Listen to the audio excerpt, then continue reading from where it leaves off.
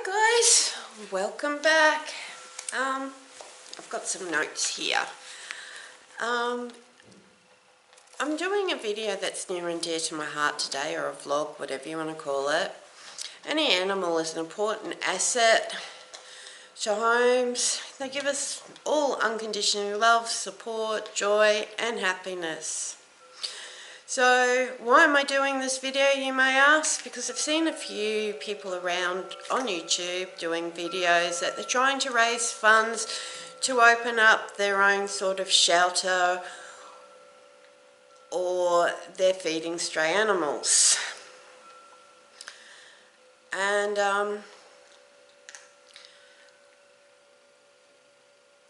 I, more than anybody, understand the need to want to help stray animals. I'm a huge animal lover, and you all know that. So I feel the need to say a few words about my experience with the groups, and to try and help people who want to become pet owners or already own animals or have these wonderful ideas that I don't necessarily agree with. And these are my views and opinions. By no means am I an expert, but in the past I've owned show dogs, I've competed in obedience, I've taught obedience, I bred once, and you've all known Taylor and I took in a lot of foster animals. At the moment, for the last 12 weeks I've been caring for a cat. His name is Tom, whose owner got him because of his amazing eyes, and I will pick him up soon and I will introduce you all to him. He's about 2 years of age, and it's clear to see that he doesn't know what kitty litter is. He's lived outside his whole life. He wasn't microchipped, he certainly wasn't desexed. And when he first turned up, Taylor posted on Facebook that he'd been living on my back patio for about 2 weeks. And 6 people tagged this lady saying, "Isn't that Tom?" Because his eyes are unmistakable. He has one blue, one green. It's a greeny yellowish. It depends on what day you're looking at him. So she turned up and she tried to feed us this story saying, you know, she was a single mum, she's got 5 kids, she's got 2 dogs, and she was just newly renting this house, and when she was unpacking, he turned up. They fell in love with him, they were feeding him, she was going to desex him to try and stop him from roaming because the neighbours were complaining that he was spraying on their stuff. And to be honest with you, he is an amazing cat. He has never sprayed on any of my stuff here, although I know he has been pissing off my neighbour on that side of me that I don't really get along with, because he was spraying over there. But my cats, they don't like him. I've never heard Ninja make that sound. They're out in Blackwater with Dwayne and Nick. Lexi is his personal doorbell, and because he was living out on my back patio, he was living in her bed. And let's just tell you that when she was in here and he wanted to go to sleep at nights in her bed, she was not a happy camper. But getting back to the story, so she fed us this story. She borrowed a cage off of us to take him home, and an hour later she was back. She dropped the cage off. She actually looked me in the face and said, "Look, I can't afford to desex him. I can't afford his needs. If you know anybody who wants to adopt him, please let me know." So about 2 weeks later, because this sat really uneasily with me, I approached her. And I said to her, "Look, I've just spoken to Capricorn Animal Aid. They will take him on as long as I'm prepared to be his foster carer, because they don't have any places at the moment for him with other carers. They will get him desexed, they will worm him, they will get him immunised. are you happy to let him go? And I mean, during this whole time he was living at my place anyway. Whether he was out on my back patio, or I have a cubby house between my shed and my fence, and he was living up there. So she let him go. She said, yep, I could have him. He's since been desexed and that, and he is gorgeous. I'm just going to pause my cam. I'm going to go get him so you can all meet him, and then I'll continue on with my vlog. So guys, this is the most amazing Tom. I hope you can all see his eyes, because he won't look at the camera very much. Even his nose is cute. It's black and it's white. So this is Tom. Isn't he gorgeous? And I can see why he appealed to someone. I know cats can have the different eyes, but they're pretty rare to see them like that. So I really believe that what's happened is they've seen him as a little kitten, and he was so adorable with those different coloured eyes, and his nose is half white and half black, and he is a black and white cat.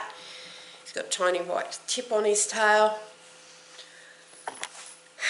and he was so cute as a kitten. They never taught him anything. Like I said, he doesn't know how to use. He will go and pee in the kitty litter trays at the moment, but I'm having huge issues with him, with pooping in there, punishing him, you know, rubbing his nose in it. In his poop just made him spray everywhere. So I thought, well, I've tried lots of different things with him. I put puppy pee mats down and went, okay, I can put up with this, you can poop over there. I've tried putting the kitty litter where he wants to poop. I've tried three lots of different kitty litters. It just was not happening. So I went, and I hate training animals with food. They should want to do stuff because they love and respect you. So the other day I went, okay, every time I catch you in the kitty litter tray doing a pee, I'll give you a little bit of barbecue chicken. So for the last 2 days, Tom's been drinking about 800 mils of water to get the chicken, and he's still pooping on the tiles. I think we're sitting at about 30 points Tom, 1 point me. He'll go to the door and he'll sit at the door because he poops on my floor, and then he goes on the back, sits at the back door because he knows he's in trouble, and he knows he shouldn't do it, but he is using it as a tool to try and get out and have me kick him out. That's how smart he is. He is a super, super smart cat.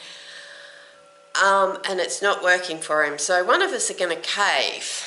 I just don't know who it is, because Capricorn Animal Aid state that their cats are indoor cats and he's not allowed outside. I do have Halties and I do take him for walks, which is a nightmare. I do think he has been full of worms, which isn't helping the situation. I wormed him a couple of weeks ago. They tell me they wormed him when they desexed him. And Taylor will be here tonight having dinner with me, and I think I will reworm him just because I don't think it's all cleared up. And doing the research, I know from when we were having issues with Ninja's sister Gizmo, that medically speaking, if you've got a cat that will use the kitty litter for some things and won't for others, that it could be an indication that they have a urinary tract infection or worms. I don't think Tom has a urinary tract infection. I actually do think it's a problem with worms, so he will be getting rewormed. So getting back and moving on from Tom, I've always believed people should be licensed, not pets.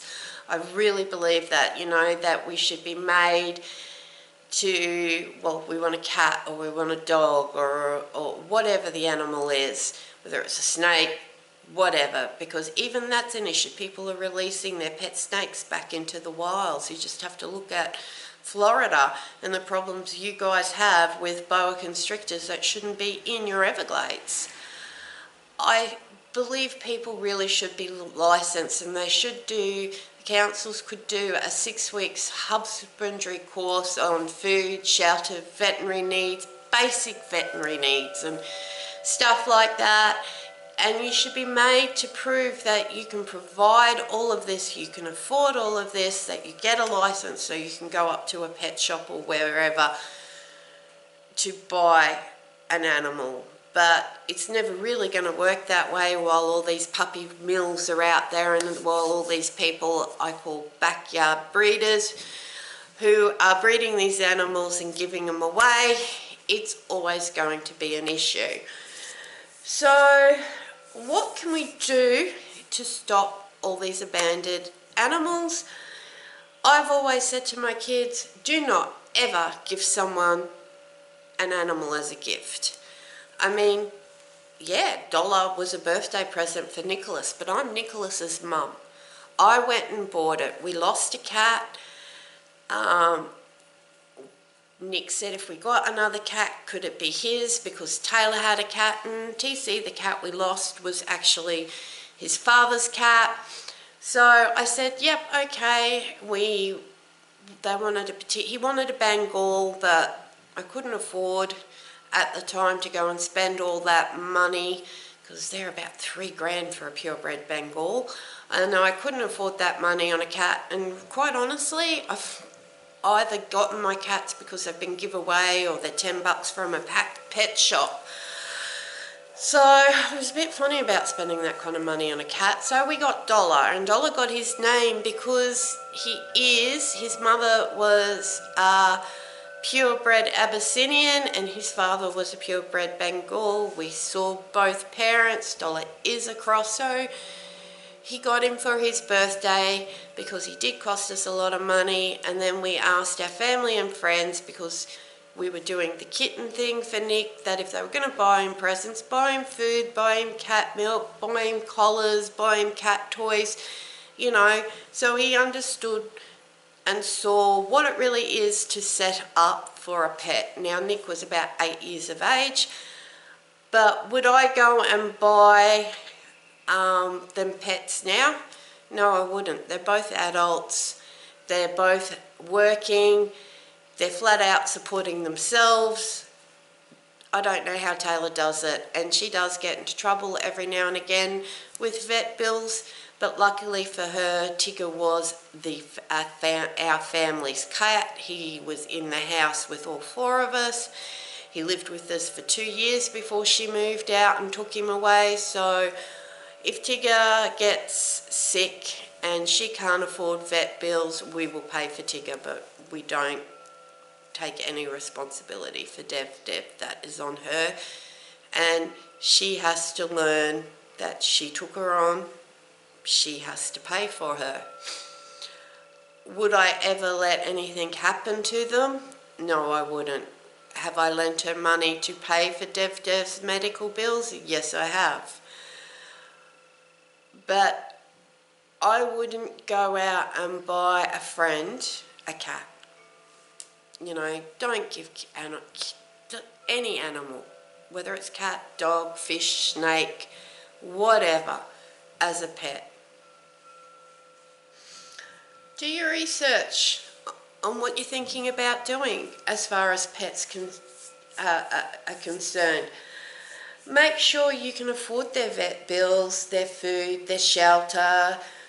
You have the time to take them for walks and to care for their needs, bathing, worming, attention, whatever it is. Make sure you do the research and that you're 100% informed about what you're thinking about getting, to whether you can do it or not. Years ago, I've grown up all my life. My grandparents had a farm. I've had horses. Taylor would have killed for a horse growing up. But, you know, between legitimate and stables and vet needs and stuff, and I would have had to hand feed it, I worked out that it was going to cost me probably about $15,000 a year to have a horse. And we just couldn't afford it, and we never did it. And that is a huge thing, and that's what I mean. Oh, thanks, Tom. Sorry, guys. Tom was just rubbing up against the tripod. That's a huge thing, is doing your research and knowing whether you can or not. And honestly, my best advice is, if you're in doubt, or you go, oh yeah, don't do it. You can't let an animal suffer because you can't afford it, and at the same time, you and your family can't go without because of the animal's needs. So, you know, all animals cost money, and every year they cost money. Every year they have to have their basic needles, worming, whatever it may be. Every animal, doesn't matter what it is.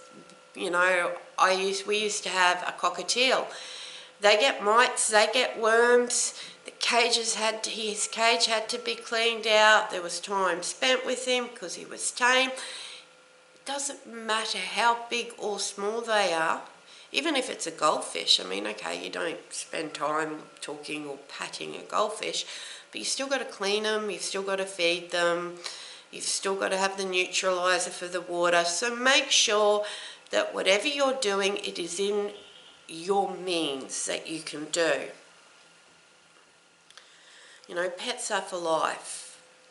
And, you know, that is the biggest thing I've heard from people, is that they're giving away an animal because they can't afford it, or they're moving into a rental and it was the only one they can get, and it says they can't have pets. Well, you know what? Why did you sign the lease? I mean, I've been a renter before we bought homes, and I've rented quite a few houses. I've always had cats. The dog thing didn't start happening until after Nick was born, but I've always had pets. And I wouldn't even go and look at a house if I couldn't have a pet. And lastly on this point, so you've got the first two. The third one is that if you're not a registered breeder, registered breeders are normally members of the Canine Control Council. They've got a licence from the council to have more than 2 dogs. Well, that's the laws here in Australia. You know, they show their dogs and they breed them, blah, blah, blah. They're all, you know, there's no money to be made in breeding animals. So if you're not a registered breeder, have your animals de-sexed. This will stop unwanted babies and accidental pregnancies that, you know, people... I bred my old dogs, Hannah and Sam, once. I had 3 beautiful, I call them my grandbabies, and they were Hina for Hannah, Anakai, so the A for Hannah and Sam, and then we had Mercedes, the M for Sam. 3 little girls. I can tell you all 3 of those little girls didn't reach it to their first birthday. And you know, Mercedes was gorgeous. She looked like a mother, but was a long coat like her father. It broke my heart when I found out that these dogs were all dead. And I thought, when I was interviewing these people to buy my puppies, that I was sending them off to the best possible home, because I am an animal lover and I had a lot of time invested and a lot of heart and emotions. And Anakai was the worst, because Anakai, Taylor wanted to keep her. She was totally in love with her and we couldn't keep her. And it wasn't an accidental mating, by the way. It was a deliberate mating. And, you know, we thought about, because Lexi being an obedience dog, we thought about breeding her. The breeder would have liked to, that we got her from, would have liked to breed her. But at the end of the day, Nick said, no, I've decided, I don't want to do this. It's too much work. You're making me be way too more responsible for this than what I want to be. No, Mum. I could have bred her if I wanted to do all the work, but he had his hand out for any money at the end of the day, and I said, you get nothing if you don't do the work. So he went, no, I don't want it to happen. So that dog was off and she was desexed. The minute he said 100% no, she got desexed. And it was an uphill battle, making sure twice a year when she came in season that no other male dog could get anywhere near her. You know, go desex your animals. So if you feel the need to help and you want to go and think you can create a shelter or whatever, why would you? Why not and get involved with, whether it's in your state, your area, your country, with the local shelter groups that already exist. You can be a foster carer and care for an animal, or you can volunteer your time. Or if you don't have the space or the time, then make donations, whether it's food, money, like the Capricorn Animal Aid, they actually are all the time. I know I did it. I had all these boxes, and there was quite a lot of them, that we'd had from a garage sale when we were moving from Fig Street to Hutton Court. And we brought it in here, and we told Taylor if she sold it all and had a garage sale here, she could have the money when she was first moved in here and going to uni when we was strapped for funds, and she never did it. Well, I think it was 2013, I just rang Capricorn Animal Aid. I said to them, I've got 25 boxes here, whether they got clothes, toys, household wares, as far as ornaments and all that kind of shit, tools, whatever it may be. There's 20 boxes here, they're packed. You can have it. They picked those boxes up, they took it to the markets. They're at the markets every weekend, selling these items that they get from people, and that's how they're raising extra funds, and I think it's a fantastic idea. I know each month Capricorn Aid has a very, very hard time just paying their vet bills, and my personal donation at the moment that I'm giving to them is that I'm covering all Tom's litter needs, his food needs, as well as caring for him. The only thing I won't cover for him is his vet needs. These groups have so many responsibilities, and I've seen a person years and years ago with a huge heart that was taking in animals. She was trying to get permission to open up her own shelter. But at the end of the day, she didn't have the local council's support. She did not have a vet that was doing her any favours on vet bills. And she had a very, very hard time. Her name was Margot. Anybody who's in Logan City, down in Brisbane, would know the minute I've said that name exactly who I'm talking about. She had a very, very hard time getting donations to feed her animals. She didn't own her home, she was a renter, so that made it impossible for her when it was time to move. So what ended up happening was the local council really saw her more as a hoarder, and they weren't. People were always taking Margot their animals, because at the time our local council didn't rehome any animals. If their owners didn't come and pick them up, they were put to sleep. So they went in with the RSPCA, they removed 10 dogs and they removed 15 cats. These animals were in so much need of some serious medical care and it was from the lack of funds. She just wasn't getting in the funds. I believe at the time she was a single mum, because the Housing Commission had kicked her out, so she'd had to go into private rentals because people had complained about the animals she had. So she just did not have the funds off of her pension to afford the veterinary care, the right food. Some of them were very malnourished and worming and all of that. So what happened to these 25 animals were they were put to sleep. and it was so sad. None of them could be saved because it was just going to cost the RSPCA too much money. And at the end of the day, it is so super hard to be and try and start one of these organisations. So, and honestly, there's some things about the Capricorn Animal Aid that I don't like from when Taylor was foster caring, but I still support them. Here in Rocky, our local council doesn't rehome animals, but the Capricorn Animal Aid is an organised group that the council acknowledge. So Capricorn Aid's always posting on Facebook, wanting carers to take animals from the pound, and normally we've got 2 hours before we're about to put this animal, the pound's about to put this animal down. You know, anybody can go onto their page on Facebook and see that they can adopt an animal straight from the pound through Cap Aid if they want to. And yes, the pound still every week has a number of animals. Sorry, that's Tom using the kitty litter.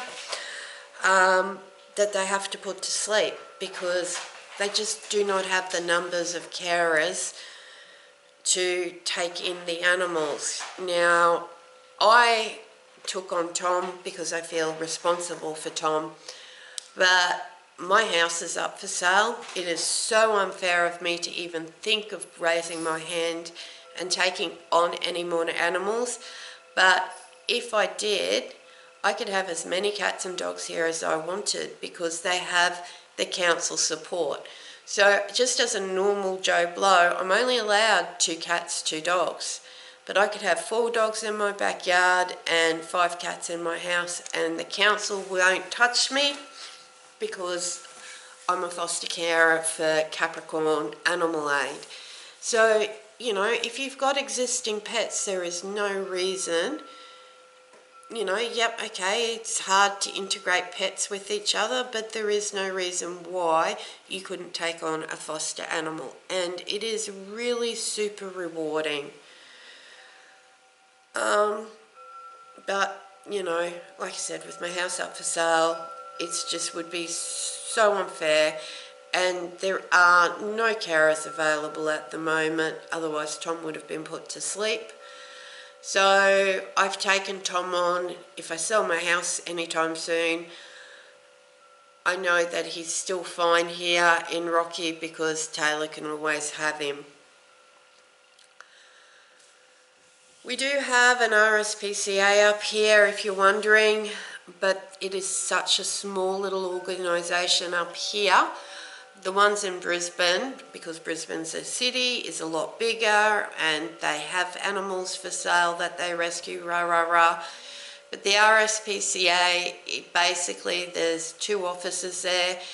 They will go out and save dogs that are in danger and remove them from their home, from that environment.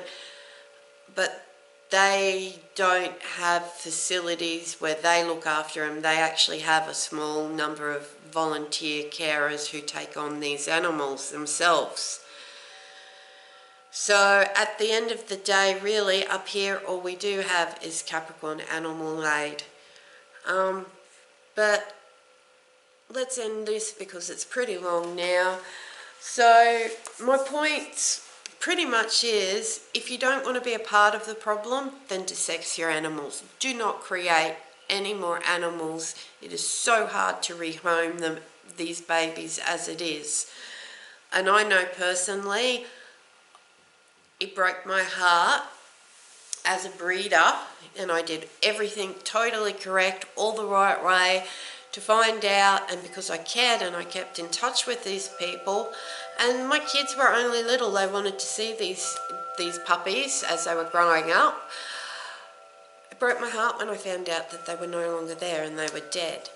So desex your animals. Don't be a part of the problem, be a part of the solution. If you've got a friend that's got animals and they're saying they can't desex them or they can't afford to, I know whether it's here in Australia or whether it's over there in America, you can, whether it's the councils or these shelters or groups, all have run things that you can get these animals desexed a lot cheaper. And instead of coming online, making videos, begging for funds because you want to go and feed these street animals or rah, rah, rah, if you've got the time, the money, whatever it is, go and support the shelters. They already exist. Like I said, honestly, there's a few things about Cap Aid that I don't really like, I'm not fond of. But at the end of the day, they're saving as many animals as they can. Ninji, my little ginger kitten, all of you who've been with me for a long time know his mum was a foster cat that we were fostering from Capricorn Animal Aid. He was born here in this house. I adopted him, so out of his 5 litter mates, we know where he is. And he's very much loved, spoiled, fat. We've nicknamed him Fat Cat. Australian viewers will get that. Over here we had this man used to dress up in this huge big cat suit, and he had read stories to kids and stuff. It was a preschool type show, and it was called Fat Cat. So Ninja looks like Fat Cat, gets called Fat Cat. But support your local groups as much as you physically can. Get out there and help. Be a part of the solution, not a part of the problem. Guys, until next time, keep safe. Thank you all for your love and support in my video about my family members. I really, really appreciate it. Till next time, bye for now.